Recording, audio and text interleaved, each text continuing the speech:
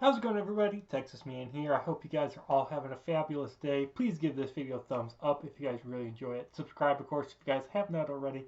Also, do me the biggest favor of all, hit that bell notification button so you guys don't miss out on future videos or streams here on the channel. Also, make sure to head over to Twitch. Follow me there at Douglas447. And we're going to be talking about the movie Alone. This movie came out in 2020. We'll be talking about positives and negatives and giving you guys my final review score at the end. So this movie is about an hour and 37 minutes, and it is rated R. And I want to stress for a fact that if you end up watching this movie, whether you rent it through digital or other media outlets, or you end up buying it, I highly encourage you guys to watch this movie on the biggest screen possible for the best movie-going experience. I know that's probably really cliche, but this movie, clearly the format and the way this movie is shot is designed specifically in mind that you watch it on the big screen. And I also highly encourage you guys to do that. And I honestly think that this movie should have been postponed till next year, and that it would have been amazing to see on the big screen. I'll be right back. Whew, gas. All right. So basically, this is a really simplistic plot. Basically, it's about a cold-blooded killer that has been hunting down and kidnapping women. He's been abusing them physically and mentally, and he's been executing them once he's done having his fun.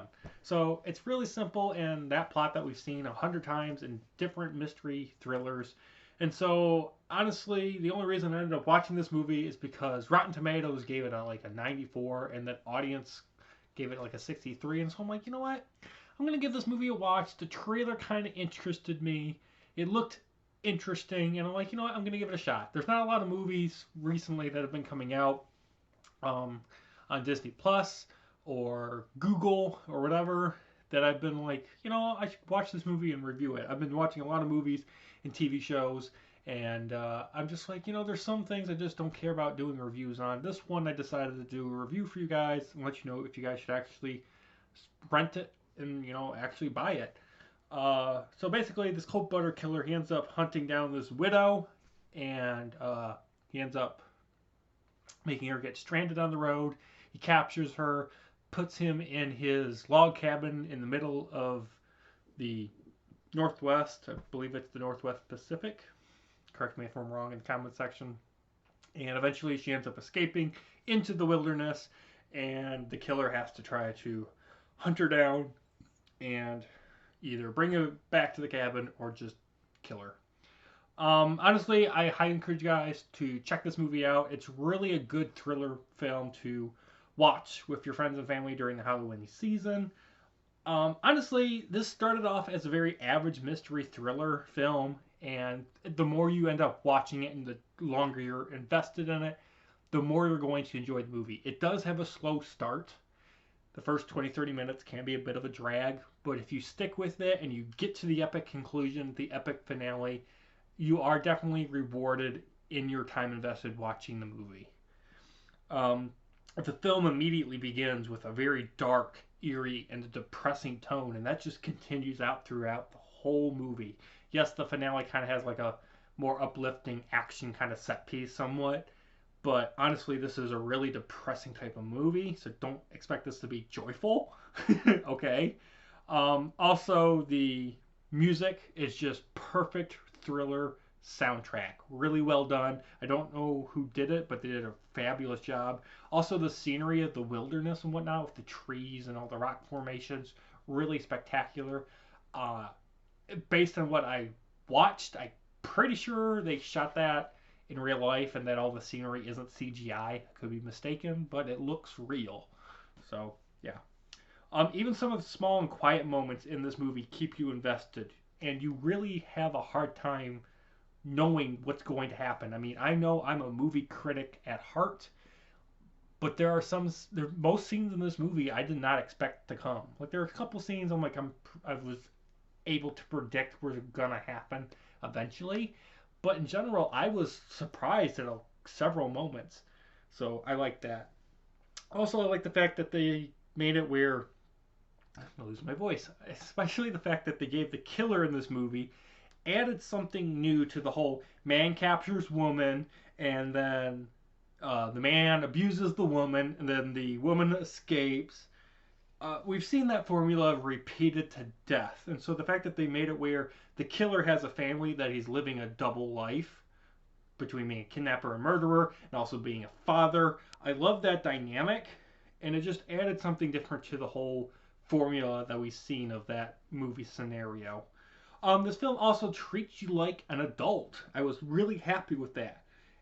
There's some scenes in the movie that there's no wording, and you are watching the movie and you're like, okay, they should be saying something right now, but they don't. And I'm like, it allows the actors to actually have to act on screen instead of providing tons of dialogue and expository conversations back and forth. You actually get invested with these two characters. You get invested with the kidnapper and the kidnappee, and you just enjoy that dynamic because of their facial expressions. This movie focuses on the facial expressions. Yes, there is dialogue. It's not a completely dead silent movie, but this movie stresses the fact that you've seen these types of movies 100 times before. It doesn't treat you like a 2-year-old, like this is some brand new thing, and they just expect you to realize that. And I enjoyed that. There's some scenes and I'm just like, okay, they should be saying something. They really should be saying something. And because you've seen these types of scenes in past thrillers that you've seen before, you're able to fill in the blanks of what they're actually saying while they're thinking it and they're expressing it on their faces. And I really enjoyed that aspect. Also, I will say I enjoyed watching this movie from start to finish. I didn't have to pause it because I got bored. I was invested from the moment the movie started with the mystery of what's this woman doing by herself and why is she a widow? What happened to her husband? How did he die? Leading up to the whole, tracking the widow down, the suspense of being kidnapped, the escaping, and all trying to survive and call for help and escape and kill the murderer. Everything keeps you invested. This movie is short, but it doesn't waste your time. It has a beginning, middle, and end, and it just respects you as an audience member. If you rent or buy this movie, you're going to enjoy this movie if you like mystery thrillers, especially for the Halloween season. Honestly, I encourage you guys to at least watch this movie once. Unfortunately, I think it's going to be really forgotten about, and that a lot of people are just going to pass over this movie because they're just like, it's another thriller, it's another mystery, I've seen this before. Yes, but it's an enjoyable one that has some uniqueness to it that makes it separate from all the other mystery thrillers and Halloween type of films out there. For negatives, there are a few that I do want to address. First of all, there's really no major well-known actors in this movie, and it kind of will make it hard for some people to want to watch and connect with this movie because of that. Also, this film is divided into sections or acts, as if though this is a stage play. This movie is divided into like 3-4 different parts, and I thought that to be a really disturbing break from the pace of what's actually happening on screen.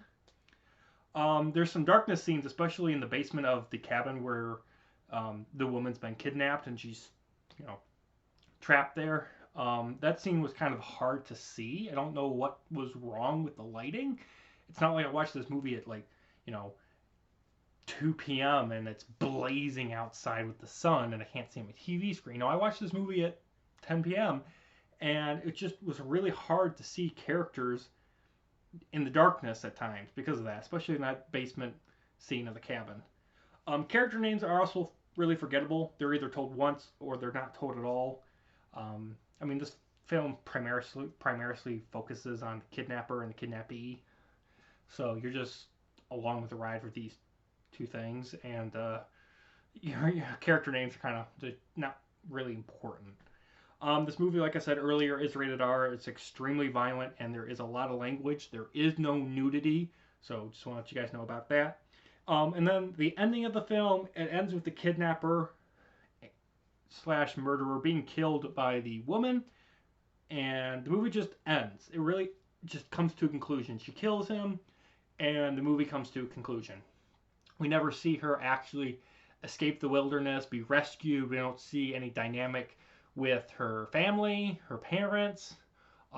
We don't get to see a lot of questions be answered. We don't get to see, because the murderer had a wife and a daughter, I believe, we don't get to see that dynamic play out as to, what happens next to all these characters and whatnot. Like, the fact that this man had a family, what happens to that family? What do that family do realizing that their father, their husband, was a murderer, a kidnapper? What does that do to those characters? Even though we haven't seen them on screen, it would be nice to have at least seen them on screen.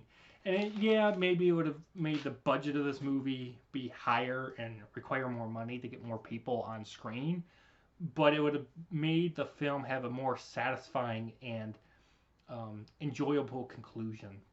The conclusion's not bad. It's just it's lacking in some departments, is all I'm saying. Overall, guys, I enjoyed watching Alone. I highly encourage you guys to check out this movie. I really did enjoy it. It does have some flaws. It's not perfect by any means, but I really enjoyed it. And I think if you guys are into Halloween mysteries and thrillers, you guys will have a blast watching this as well. With that, guys, I'm giving Alone an 8.5 out of 10. I appreciate all of you guys for watching. You guys all have a fabulous one, and you guys all have a great Halloween this year. You guys have a good one.